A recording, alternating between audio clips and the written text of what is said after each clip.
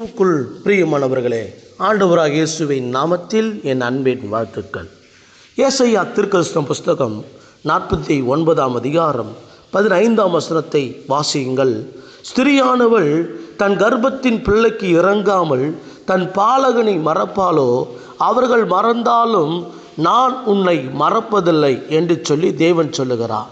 பாருங்கள், இந்த உலகத்தில் யார் உங்களை மறந்தாலும் தேவன் உங்களை மறப்பதில்லை என்பதாக தேவனாகிய கர்த்தர் சொல்லுகிறார். பல வேளைகளிலே, பல சூழ்நிலைகளிலே நாம் அமர்ந்து கொண்டிருக்கும் பொழுது, நாம் மௌனமாக அமர்ந்து கொண்டிருக்கும் போது பல சிந்தனைகள் நம்முடைய இருதயத்திலே ஓடிக்கொண்டிருக்கிறது.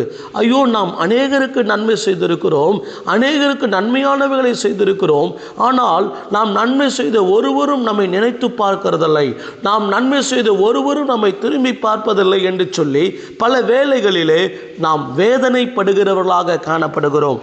பாருங்கள், பக்தர் யோபு இவ்விதமாய் சொல்லும் பொழுது, யோபு 9ஆம் அதிகாரம் 14ஆம் வசனத்தில், என் பந்து ஜனங்கள் விலகி போனார்கள், என் சிநேகிதர் என்னை மறந்து விட்டார்கள் என்பதாக சொல்லுகிறார். யோபு தன்னுடைய வாழ்க்கையில் அநேகருக்கு அவர் உதவி செய்திருக்கிறார்.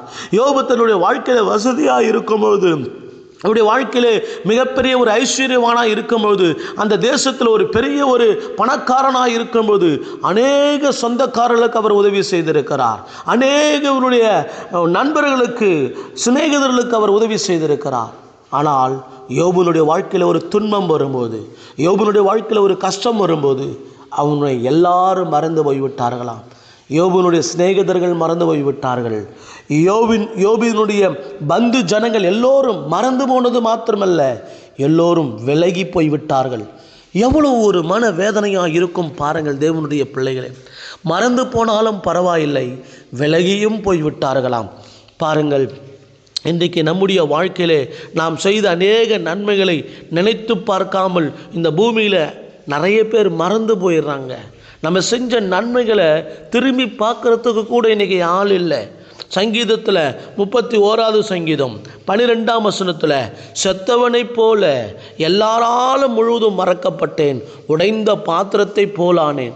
எப்படி ஒரு மரித்து போனவங்களை எல்லாரும் முற்றிலுமாய் மறந்து போய் விடுவார்களோ, அதே போல தான் நம்ம நன்மை செஞ்சவங்க எல்லாரும் நம்ம செத்து போயிட்டோன்னு சொல்லி எல்லாரும் மறந்து போயிடுறாங்களாம். செத்தவனை போல எல்லாராலும் முழுவதுமாய் மறக்கப்பட்டேன். இந்த வசனத்தின் ஆழத்தை கொஞ்சம் போய் பாருங்கள். ஒரு செத்து போனவனை மறந்து போகிற மாதிரி நம்மளை அநேகர் இன்னைக்கு மறந்து போயிட்டாங்க. கவலைப்படாதீங்க, நம்மளை மறந்து போனவங்களை குறித்து நம்ம கொஞ்சம் கூட யோசித்து பார்க்கக்கூடாது. நம்ம மறந்து போனவங்களை நம்ம குறித்து கவலைப்படவே வேண்டாம். கொஞ்சம் யோசித்து பாருங்கள். நாம் எத்தனையோ பேருக்கு உதவியாக இருந்திருப்போம், ஆதரவாக இருந்திருப்போம். எவ்வளவோ நம்முடைய திராணிக்கு மிஞ்சி கூட பல நன்மைகளை நாம் மற்றவர்களுக்கு செய்திருப்போம். அதன் விளைவுகளை பார்க்கும்போது ஏமாற்றமே நம்முடைய வாழ்க்கையில் வந்திருக்கிறது. நாம் மற்றவர்களுக்கு செய்த நன்மைகளை நினைத்து பார்க்கும்போது அதனுடைய விளைவுகள் நம்முடைய வாழ்க்கையில் தோல்விகளே நமக்கு வந்திருக்கிறது.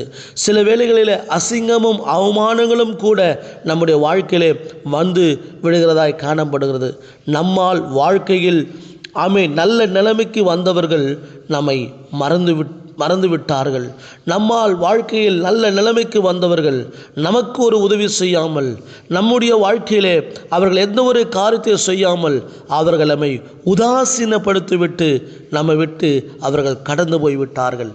இதையெல்லாம் பார்க்கும்பொழுது எவ்வளவு ஒரு வேதனையாக இருக்கும். தேவ பிள்ளைகளே, இந்த உலகத்தில் ஒரு பழமொழி சொல்வார்கள், யானைக்கு ஒரு காலம் வந்தால் பூனைக்கு ஒரு காலம் வராதா என்று சொல்லி ஒரு பழமொழி சொல்வார்கள். யானைக்கே ஒரு காலம் வரும்போது இந்த பூனைக்கு ஒரு காலம் வரும் என்பதாக அந்த பழமொழியிலே சொல்வார்கள். நிச்சயமாக நம்மை மறக்காத ஒரு தேவன் இருக்கிறார். இந்த உலகத்தில் இருக்கிறவர்கள் எல்லோரும் நம்மை மறந்து போனாலும் நம்மை மறக்காத ஒரு தேவன் இருக்கிறார். பாருங்கள், பிரசங்கியின் புஸ்தகம் 9ஆம் அதிகாரம் 15ஆம் வசனத்தில், ஒரு ஏழை, அதிலே ஞானமுள்ள ஒரு ஏழை மனிதன் இருந்தான். அவன் தன் ஞானத்தினாலே அந்த பட்டணத்தை விடுவித்தான். ஆனாலும் அந்த ஏழை மனிதனை ஒருவரும் நினைக்கவில்லை.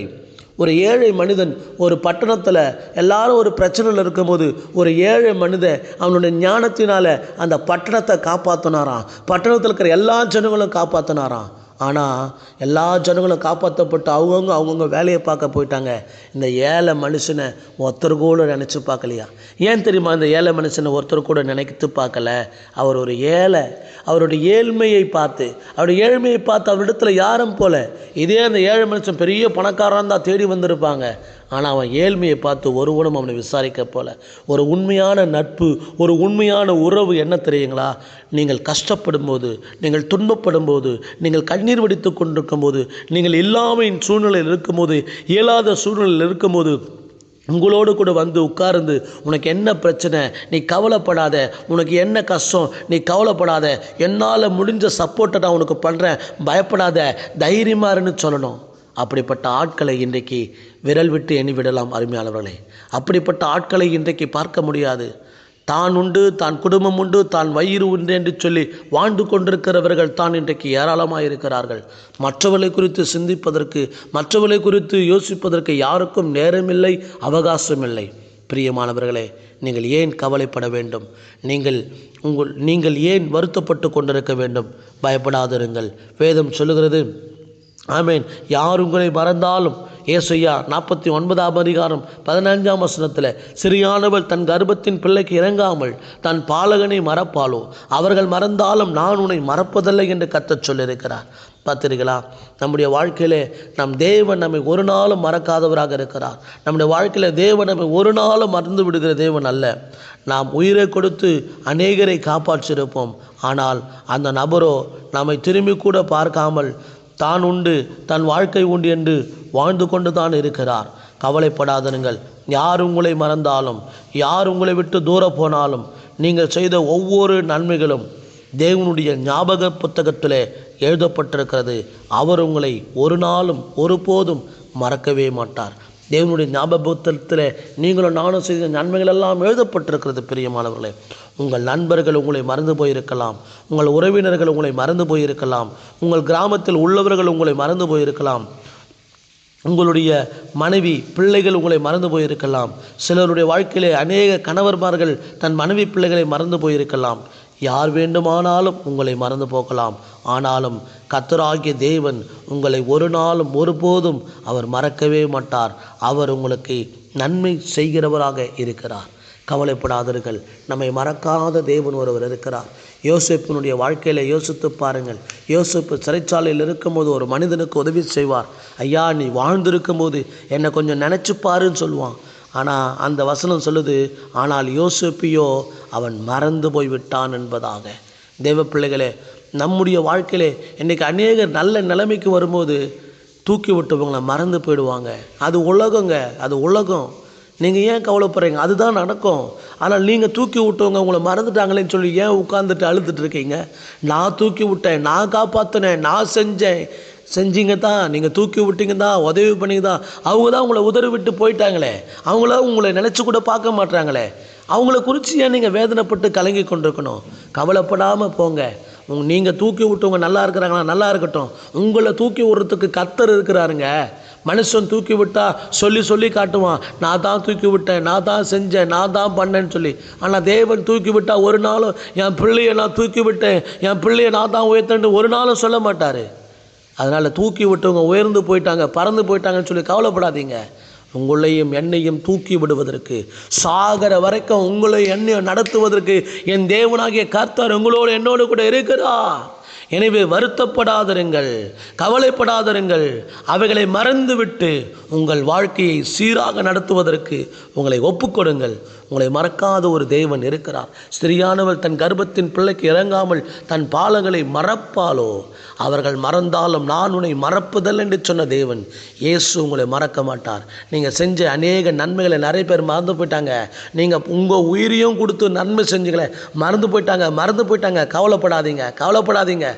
ஏசப்பா உங்களை மறக்கலை, ஏசப்பா உங்களை கைவிடலை, ஏசப்பா உங்களை விட்டு விலகலை, ஏசப்பா உங்கள் மீது எப்போதும் அன்பாக இருக்கிறாரு. உங்களை அவர் கைவிடவே மாட்டார். அன்பின் ஆண்டவரே, இந்த வேலைக்காக நாங்கள் பாரத்தோடு கூட ஜெபிக்கிறோம் ஆண்டவரே. அநேகர் இந்த பூமியில் எங்களை மறந்து விடுகிறார்கள் ஆண்டவரே. அப்பா ஸ்தோத்திரம், எவ்வளவோ நன்மைகளை, எவ்வளவோ காரியங்களை இந்த பூமியில் எங்கள் உயிரை கொடுத்தோம் நாங்கள் செய்கிறோம் ஆண்டவரே. ஆனாலும் நன்றி இல்லாத மனிதர்கள், நன்றி இல்லாத மக்கள், நன்றி இல்லாத ஆண்டவரே ஜனங்கள் எங்களை மறந்து போயிருக்கலாம் ஆண்டவரே. யாரெல்லாம் எங்களை மறந்து போனாங்களோ நாங்கள் கவலைப்படலை ஆண்டவரே. யாரெல்லாம் எங்களுக்கு துரோகம் பண்ணாங்களோ நாங்கள் கவலைப்படலை ஆண்டவரே. யாரெல்லாம் எங்களை ஏமாத்துறாங்களோ நாங்கள் கவலைப்படலை ஆண்டவரே. யாரெல்லாம் எங்களை வஞ்சிக்கிறாங்களோ நாங்கள் கவலைப்படலை ஆண்டவரே. யாரெல்லாம் எங்களை அசிங்கப்படுத்தி அவமானப்படுத்துகிறாங்களோ நாங்கள் கவலைப்படலை ஆண்டவரே. ஏசப்பா, யார் எங்களுக்கு விரோதமாக எழுப்பினாலும் நீர் எங்களுக்கு ஒரு நாளும் விரோதமாக எழும்பவே மாட்டீராப்பா. நீங்கள் எங்கள் கூட இருப்பதற்காக ஸ்தோத்திரம் ஐயா. ஆண்டவரே, உங்கள் பிள்ளைகளை நீங்கள் உயர்த்துங்க. உங்கள் பிள்ளைகளை உயர்ந்த அடைக்கலத்தில் வைங்க. ஒவ்வொருடைய வாழ்க்கையிலையும் நீர் அற்புதங்களை அதிசயங்களை ஏராளமாய் செய்ய முடியாது நாங்கள் செபிக்கிறோம். ஒருவரையும் ஒருபோதும் கைவிடாதபடி நீ நடத்துவீராக. இந்த நாளிலே ஒவ்வொருடைய தேவைகளையும் சந்திங்க ஆண்டவரே. ஒவ்வொருவரையும் உயர்த்துங்க ஆண்டவரே. உங்கள் பிள்ளைகளுடைய நிலைமைகள் உயரணும். உங்கள் பிள்ளைகளுடைய வாழ்வாதாரம் செழிக்கணும். கர்த்தராகிய தேவன் அதற்கு நீர் உதவியாக இருக்கும்படியாய் நாங்கள் ஜெபிக்கிறோம் தகப்பனே. நீர் அப்படி செய்கிறதற்காக உமக்கு ஸ்தோத்திரம். இயேசுவின் நாமத்தில் ஜெபிக்கிறேன் ஜெபமுள்ள நல்ல பிதாவே. ஆமேன், ஆமேன்.